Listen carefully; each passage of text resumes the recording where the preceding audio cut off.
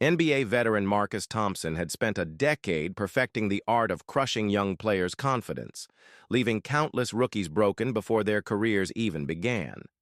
But when he targeted 18-year-old LeBron James during the most pressure-filled moment of the season, Thompson saw something he'd never encountered before: a calm, unshakable presence that hinted at an unbreakable spirit, about to transform his entire understanding of true strength. Before diving into this incredible story of resilience and character, make sure to subscribe to our channel and share in the comments what true strength means to you. The arena lights burned bright and unforgiving over the Eastern Conference Finals Game 4 between the Cleveland Cavaliers and Detroit Pistons. 20,000 voices rose and fell like ocean waves, creating a thunderous atmosphere that could break lesser men. The air was thick with tension and anticipation, sweat glistening on players' faces under the intense spotlights. In this cauldron of pressure, where careers were made or destroyed, two men would face a moment that would define them both forever. Marcus Thompson, Detroit's 32-year-old veteran shooting guard, stood at the free throw line with cold calculation in his eyes. For 10 years, he had ruled NBA courts not just with his basketball skills, but with his ability to destroy young players mentally. Thompson wasn't born cruel, he had learned it the hard way. As a rookie, he had been mercilessly broken by veterans who saw his sensitivity as weakness. The humiliation had nearly ended his career before it began, leaving scars that never fully healed. Now he had become what once destroyed him, wielding psychological warfare like a weapon forged from his own pain. Thompson's methods were surgical in their precision. First, he would study his target, learning their fears and insecurities.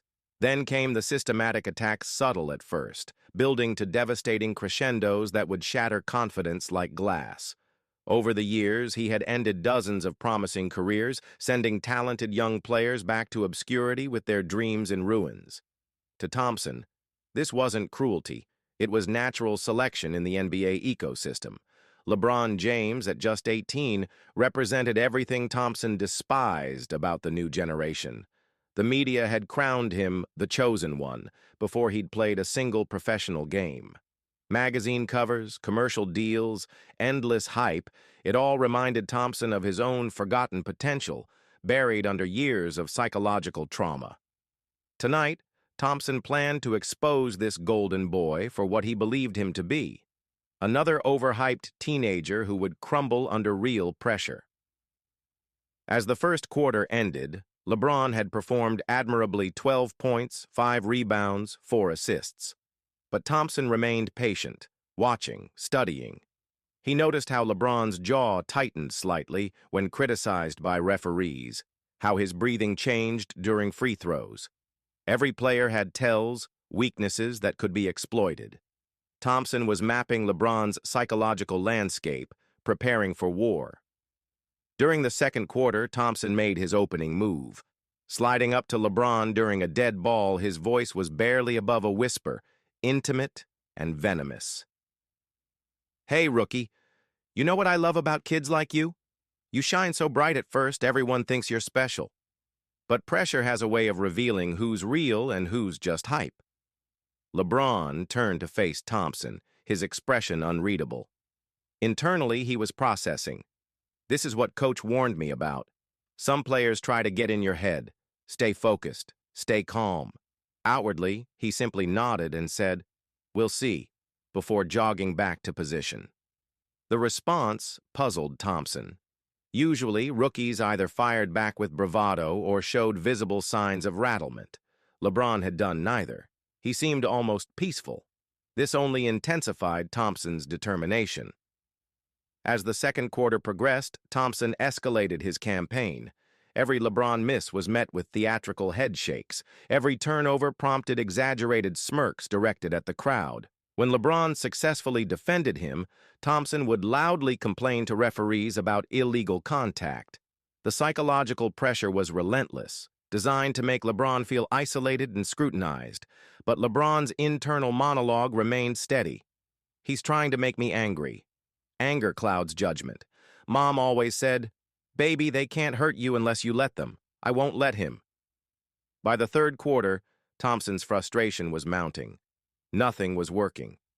LeBron continued playing his game, showing no signs of the mental collapse Thompson expected. It was time for the nuclear option, public humiliation. During a timeout, with cameras rolling and teammates gathering, Thompson raised his voice so everyone could hear. You know what, kid? I've been watching you all night, and I see right through the hype. You're soft. When real adversity hits, when the lights get brightest, you're going to fold like every other media darling who came before you. The huddle fell silent. Veterans from both teams exchanged uncomfortable glances. This was crossing lines that most players respected. LeBron's teammates tensed, ready to defend their young star, but LeBron raised a hand to stop them. Marcus, LeBron said quietly, his voice carrying a maturity that seemed impossible for his age. I respect your experience in this league. If you see something in my game I need to improve, I'm willing to listen. Thompson blinked, momentarily thrown by the respectful response. But his pride was committed now. Don't try to flip this around, rookie. This isn't about basketball fundamentals. This is about heart, about what happens when everything is on the line and there's nowhere to hide. LeBron nodded thoughtfully. He's hurt inside. Hurt people hurt people. I won't become what hurt him. You're right, that pressure reveals character, LeBron replied. I guess we'll both find out what kind of character we have tonight. The fourth quarter brought Thompson's most vicious assault yet. As the crowd reached fever pitch and the game's outcome hung in the balance, Thompson decided to target what he perceived as LeBron's weakness, his family. It was the tactic that had broken stronger players than this teenager. Hey, LeBron, Thompson called out during a free throw, his voice carrying across the suddenly quiet arena. Your mama should have taught you that basketball isn't a fairy tale. But I guess single mothers don't know much about real toughness, do they? The arena erupted, not in cheers, but in shocked gasps and boos. In the stands, Gloria James sat frozen, her hand covering her mouth. Cameras captured her expression of hurt and disbelief. LeBron's teammates started moving toward Thompson, their faces dark with anger. Even some Detroit players looked appalled. For the first time all night, LeBron's composure cracked slightly, his hands clenched into fists at his sides. Thompson smiled, thinking he had finally found the trigger. But what happened next would haunt Thompson for the rest of his career. LeBron took a deep, centering breath. When he spoke, his voice was quiet, but it carried across the silent arena like thunder. Marcus, my mother is the strongest person I know. She worked 3 jobs to keep us alive. She taught me that real strength isn't about breaking others down. It's about building them up, even when they try to break you. Thompson felt something shift inside his chest, a crack in the armor he'd built around his heart. Don't lecture me about strength, kid. I've survived 10 years in this league. Survived, LeBron repeated softly. But have you lived? Have you used your experience to make anyone better, or just to make them hurt the way you hurt? The words hit Thompson like a physical blow. Images flashed through his mind, all the young players he'd broken, the careers he'd ended, the pain he'd caused. For the first time in years, he saw himself clearly, and the reflection was ugly. You don't know what you're talking about, Thompson said, but his voice lacked conviction now. LeBron stepped closer, his eyes full of compassion rather than anger. I know that someone hurt you once. Someone made you feel small and weak. And instead of healing from that pain, you decided to pass it on. But Marcus, it doesn't have to be that way. You can choose to be different. Thompson's eyes began to water. This 18-year-old was seeing straight through him, past the tough exterior to the broken boy underneath. How can you be so calm? I've been attacking you all night because I understand pain, LeBron said simply. And I understand that hurt people. But healed people heal people. Which one do you want to be? The arena was dead silent now.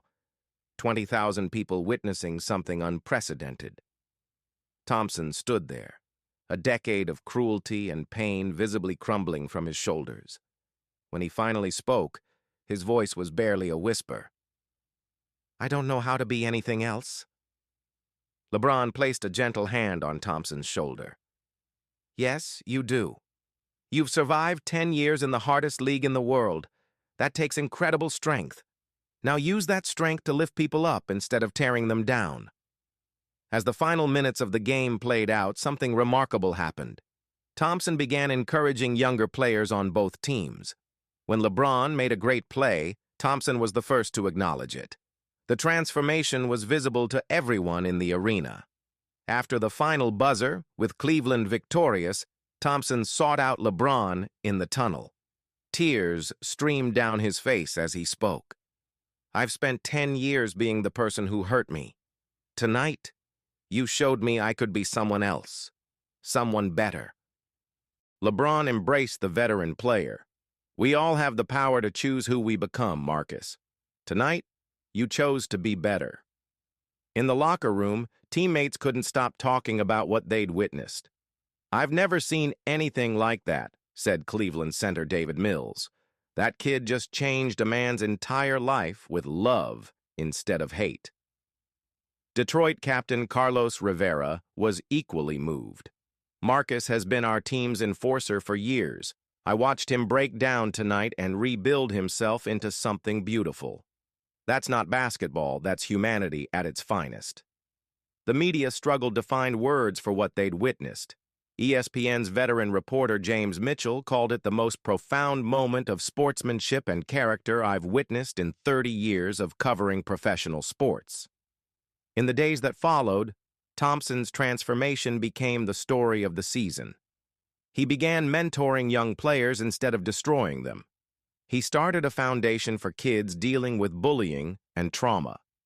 Most importantly, he began healing from the wounds that had driven him to hurt others. Years later, when asked about that night, Thompson would say, "LeBron James taught me that real strength isn't about how much pain you can inflict, it's about how much healing you can provide. That 18-year-old kid didn't just beat me that night, he saved me." LeBron, reflecting on the experience, added, "Marcus showed me that everyone is fighting battles we can't see. Our job isn't to add to their pain, but to help them heal. True strength is choosing love when the world gives you every reason to choose hate." The transformation didn't end with that final buzzer. What happened in the weeks that followed proved that one moment of unbreakable resilience could create ripple effects that transformed lives far beyond basketball. Marcus Thompson's change was immediate and profound. Within days, he began reaching out to young players he had psychologically damaged over the years. Phone calls filled with genuine apologies, letters explaining his pain and asking for forgiveness. "I spent 10 years being a monster," he told former rookie Jeremy Davis, whose career Thompson had ended. "I can't undo the damage, but I can try to make amends." Some players hung up on him, others cursed him out, but many were moved by Thompson's genuine remorse. "I never expected an apology," Davis later said. "It didn't bring back my NBA career, but it gave me closure I didn't know I needed." Thompson's teammates watched in amazement as their enforcer transformed into a mentor. "It was like watching a butterfly emerge," said Detroit forward Michael Rodriguez. Marcus went from being the guy everyone feared to the guy everyone sought for advice. The change wasn't just emotional, it was tactical. Thompson began using his experience to genuinely help younger players. His insights into mental toughness, previously used as weapons, became tools for building confidence. "Marcus knew every psychological trick," explained rookie Tony Martinez. "Now he was teaching us how to defend against them instead of using them against us." LeBron's display of resilience became a case study beyond basketball. Sports psychologists analyzed the interaction, trying to understand how an 18-year-old achieved such emotional regulation under pressure. "What we witnessed was a masterclass in emotional intelligence," wrote Dr. Sarah Chen. "The influence extended throughout the league. Veterans who had planned to test the young phenom began reconsidering their approaches. After what happened with Marcus, we all questioned whether breaking rookies was really making them better, admitted Phoenix veteran Carlos Jackson. LeBron began receiving letters from young people across the country who had heard about the incident, kids dealing with bullying, teenagers facing adversity, all writing to thank him for showing that strength could come from kindness. I started getting hundreds of letters, LeBron recalled, kids telling me how they chose understanding instead of anger. That meant more than any statistic. Thompson launched Second Chances, a foundation helping young people who experienced bullying or trauma. The organization quickly became one of the most successful athlete-run charities in professional sports. The NBA itself began implementing programs focused on mental health and conflict resolution, recognizing that psychological warfare was ultimately harmful. The Thompson-James incident forced us to examine ugly truths about our culture, admitted Commissioner David Stern. When LeBron won his first championship 5 years later, Thompson was one of the first people he called. "You did it, young king," Thompson said through tears. "But more importantly, you're doing it the right way." Years later, both players would speak together at conferences about leadership, resilience, and transformation. Their partnership became legendary, the former bully and his victim-turned-teacher, showing audiences that healing was always possible. The moment became legendary in NBA history, studied in psychology courses and leadership seminars as an example of resilience, empathy, and the power of character to transform lives. It proved that sometimes the greatest victories aren't scored on scoreboards, but in the hearts and souls of those brave enough to choose healing over hurting. If you enjoyed this incredible story of resilience and transformation, don't forget to hit that like button. If you want more content about character and human triumph, don't forget to subscribe.